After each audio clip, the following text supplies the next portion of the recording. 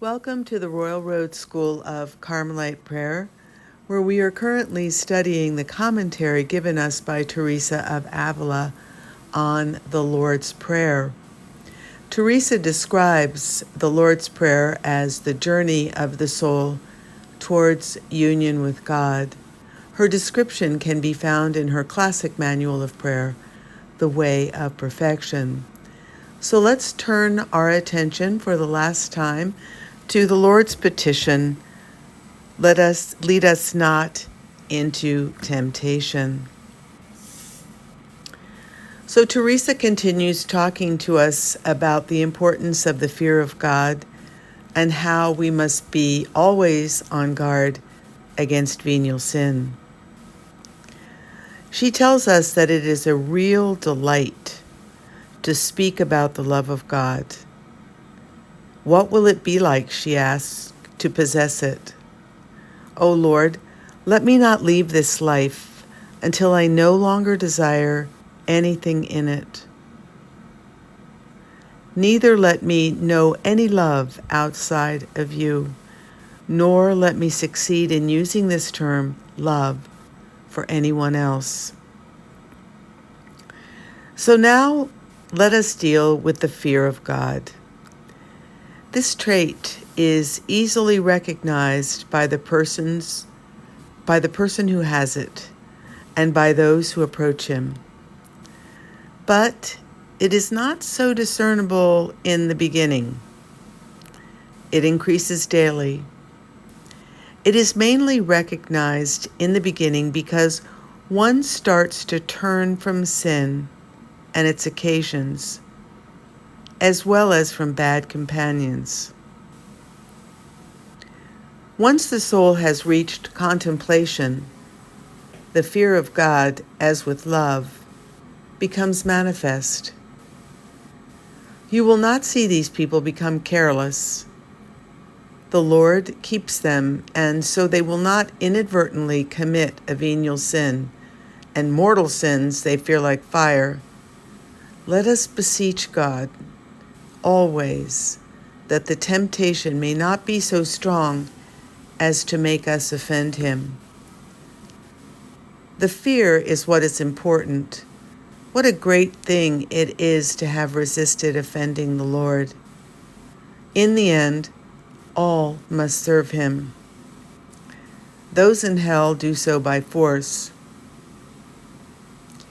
whereas we do so willingly. If we please the Lord, those in hell will be kept bound and not draw us into temptation and set secret snares for us. Be careful, be attentive, until you see that you are strongly determined not to offend the Lord by committing a mortal or venial sin. May God deliver us from any deliberate sin, however small. Consider, sisters, if you want to gain fear of the Lord, that it is very helpful to understand the seriousness of an offense against God. It is worth our life to have this virtue of fear rooted in our souls. Until you have it, you must turn from every occasion and companion who does not help you to grow closer to God. We should take care in all to bend our will, and that our speech be edifying. It is necessary that this fear be deeply impressed within the soul. It is easy to obtain if there is true love and great inner determination. The need will be to go about with a holy freedom, conversing with those who are good, though perhaps worldly.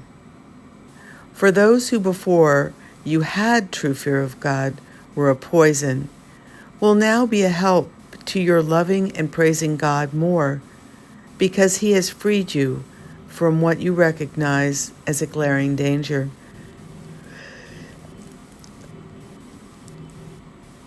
Now your mere presence contributes to their restraint without them even realizing it. Often, a servant of God, without uttering a word, prevents things from being said against God.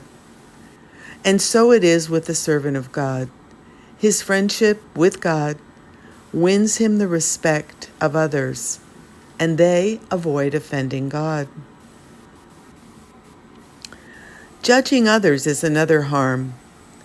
There are those who advance with greater holiness, but since they do not travel your path, they seem to you to be imperfect. If they have holy joy, it will seem to be a dissipation.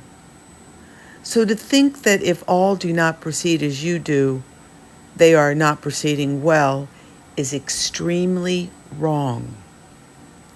So strive as much as you can, sisters, without offending God, to be likable and understanding, so that all you speak with will love your conversation, desire your manner of living and acting, and not be frightened and intimidated by virtue. The holier a religious, the more sociable they are with their sisters. And though your conversations with your sisters may not go as you would wish, never turn away from them if you want to help your sisters and be loved. We must earnestly strive to be likable, to be agreeable, to be pleasing to persons with whom we deal. My daughters, strive to think rightly about God, for he does not look at trifles as much as you may think. Do not allow your soul to be constrained, in other words, tense, because many blessings could be lost this way. Have the right intention, a resolute will not to offend God. Do not let your soul withdraw into a corner either, for rather than sanctity, you will obtain many imperfections, and not be of much benefit to others then. So with these two virtues, in sum, love and fear of God, you can advance calmly and quietly on this road, but not carelessly, since fear must always take the lead. As long as we live, we will never have complete security. That would be dangerous. This is what Jesus, our teacher, understood. When at the end of this prayer, he spoke these words to his Father, he knew how necessary they were. Amen.